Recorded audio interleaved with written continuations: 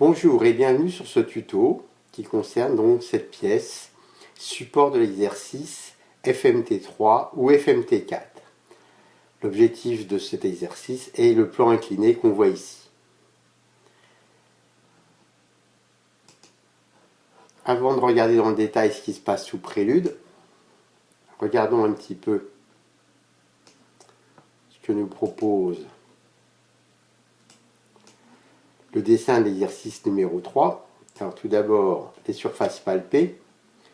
La surface 1 est celle du dessous, 2 perpendiculaires, 3 le plan incliné et 4 et 5 sont donc les surfaces qui limitent le prisme à droite et à gauche.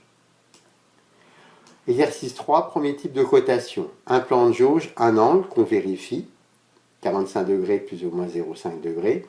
Et au plan de jauge de 30, on vérifie la cote L qui doit être de 26,5 plus ou moins 0,1. Dans la foulée, nous pourrons voir l'exercice numéro notre pièce, le plan 1 qui est en dessous, le plan 2 qui est là, le plan 3 qui est la grande surface inclinée, le 4 devant, le 5 derrière. Et donc l'autre exercice sera exactement du même type, avec les mêmes surfaces, sauf qu'ici on a coté en position, tolérance de position, une inclinaison de 0,02 par rapport à A. Donc l'angle A est donné, 45 degrés, et donc on a une spécification d'inclinaison à vérifier et à respecter. Voyons tout de suite ce que ça donne sous prélude, sachant que la première chose, c'est qu'on va remettre la figure de façon à avoir 1 en dessous, 2 à droite, 3 le plan incliné, puis 4 et 5 devant et derrière. Voilà la figure, elle est brouillon. Quand la figure est trop brouillon, on vient ici, CTRL A pour sélectionner tout, clic droit, voir les réels. Voilà, comme ça on voit que ce qui concerne les réels. On s'aperçoit qu'il y a un premier calibrage qui a permis de palper le plan 1. Et là on voit que le plan 1, contrairement à la figure de tout à l'heure, il n'est pas au même endroit. Donc je commence déjà par tourner le plan 1. Voilà.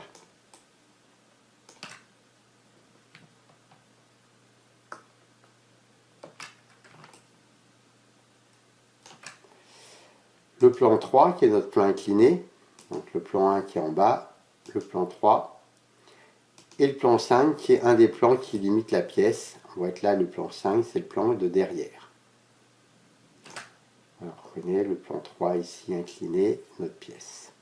C'est le petit triangle qui est là. En une inclinaison de palpeur, on a palpé le 1, le 3 et le 5. On réincline le palpeur autrement, de façon à continuer à palper la pièce, notamment la surface 2 et la surface 4, qui est donc l'autre limitation juste devant. À partir de maintenant, je vais pouvoir vérifier la spécification. Et pour ça, donc, il va falloir créer un plan parallèle au plan de jauge, donc parallèle à 1, à 30 mm au-dessus.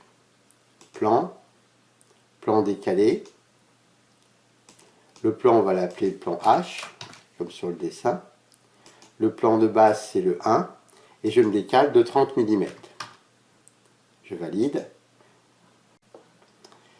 Le fait de savoir si ce plan décalé est à plus 30 ou à moins 30, il faut visualiser. Si vous avez un problème de visualisation, CTRL A, clic droit, voir les réels. Et là, on voit bien le plan 1 qui est ici, et le plan H qui est au-dessus. Il fallait donc rentrer dans ce cas-là, moins 30. Maintenant, je vais tracer la droite d'intersection entre le plan 3 et ce plan théorique, qui est le plan H. Droite, intersection, plan. La droite, donc, on va l'appeler H aussi. Et elle va être l'intersection entre le plan H que je viens de définir et le plan 3 qui est mon plan incliné. Je valide et ici je vois voilà la droite qui est ici. Intersection. Maintenant j'ai la droite H, il faut déterminer à combien elle est du plan 2. Le plan 2 qui est ici. Mais pour ça, il faut que je puisse déterminer les extrémités. Car une droite finit toujours par couper un plan, ne serait-ce qu'à l'infini. Automatiquement, si je demande la distance entre une droite et un plan, d'un point de vue mathématique, ça n'existe pas, puisque soit la droite est rigoureusement perpendiculaire au plan, et dans ces cas-là, c'est une construction, soit c'est une droite réelle quelconque, et même si l'inclinaison entre la droite et le plan est faible, à un moment, la droite va couper le plan, ou au contraire, elle va diverger vers l'infini. Donc je construis les deux extrémités. C'est possible puisque je vais palper le plan 4 et 5. Premier point extrémité, intersection, droite plan. Donc le point H4 par exemple, qui sera donc la droite H avec le plan 4.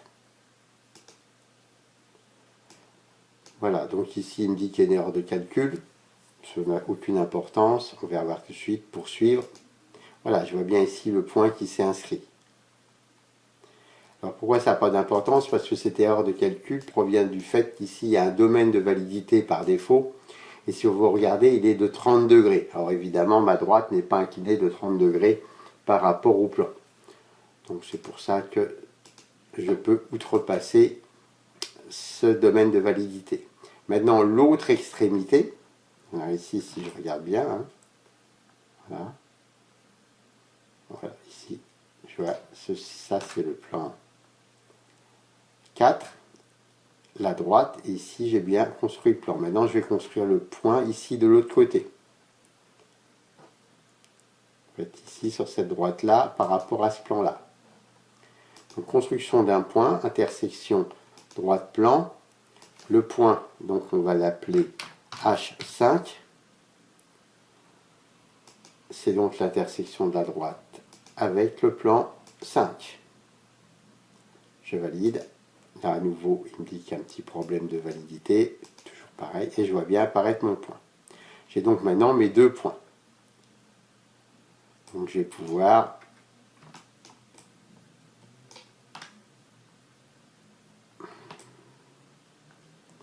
demander la distance entre ces points et le plan 2 qui est ici.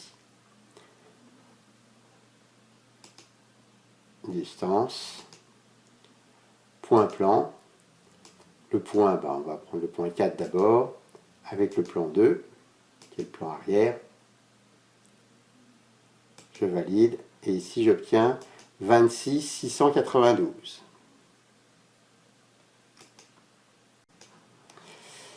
Je reprends, ici, le plan, j'ai tracé un plan parallèle, le plan H. J'ai l'intersection, j'ai cherché l'intersection de cette droite ici, H, qui serait là.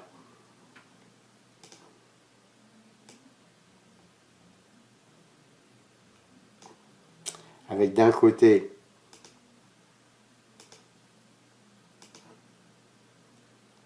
ce point-là et ce point-là, qui sont là. Et donc je peux demander les deux distances ici entre ce point-là et le plan qui est derrière. On me demande 26,5.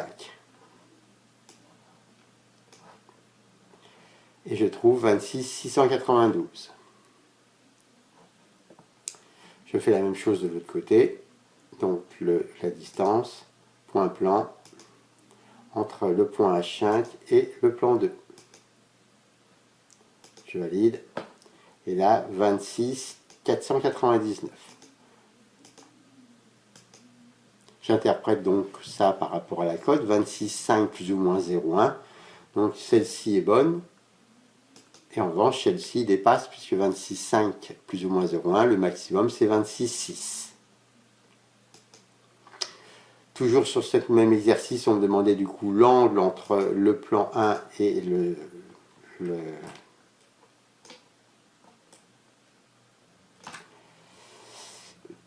plan 3. Donc là, c'est tout simplement une mesure d'angle entre le plan 1 et le plan 3. Voilà. Et là, on m'annonce donc 45,201 degrés. Et on m'avait demandé 45 plus ou moins 0,5 degrés, donc l'angle, lui, est bon. Donc l'angle entre les deux est bon, un des points est bon et l'autre l'est pas. On va continuer avec le même palpage. C'est pas la peine de le réinitialiser. On va reprendre.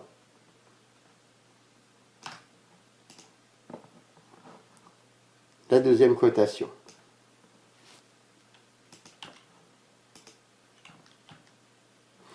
Deuxième cotation où ici on a donc une inclinaison. Pour avoir cette inclinaison à 45 degrés pile, je dois partir de A, donc qui est mon plan 1 ici. Je dois pivoter de 45 degrés, ça me fera un plan théorique. Donc la droite de pivot, le mieux, c'est de construire la droite qui est ici.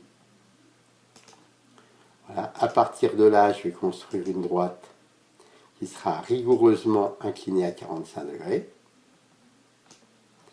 Et par rapport à cette droite inclinée à 45 degrés, je vais pouvoir mesurer toutes les distances. Et la plus grande moins la plus petite va me donner l'écart d'inclinaison. C'est le même principe que pour le parallélisme ou pour la perpendicularisation. Donc je fais la droite charnière, intersection plan-plan, ici donc l'intersection, la droite on va l'appeler charnière, et donc c'est entre le plan 1, le plan 1, voilà, et le plan 3. Et on valide. Voilà donc la droite charnière.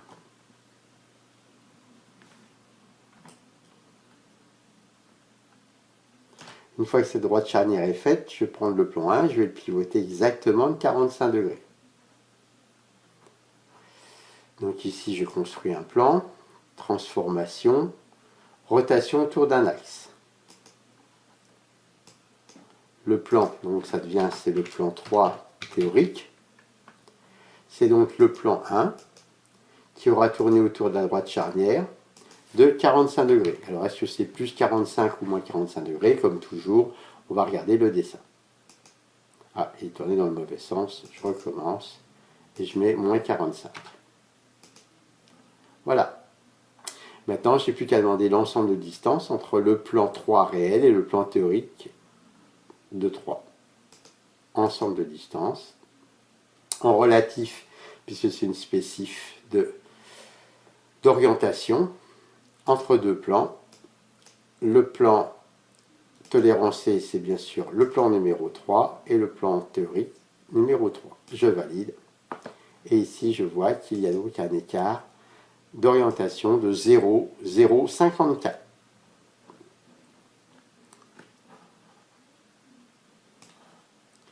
Voilà, nous avons donc bien vérifié la spécif d'orientation qui nous était demandée.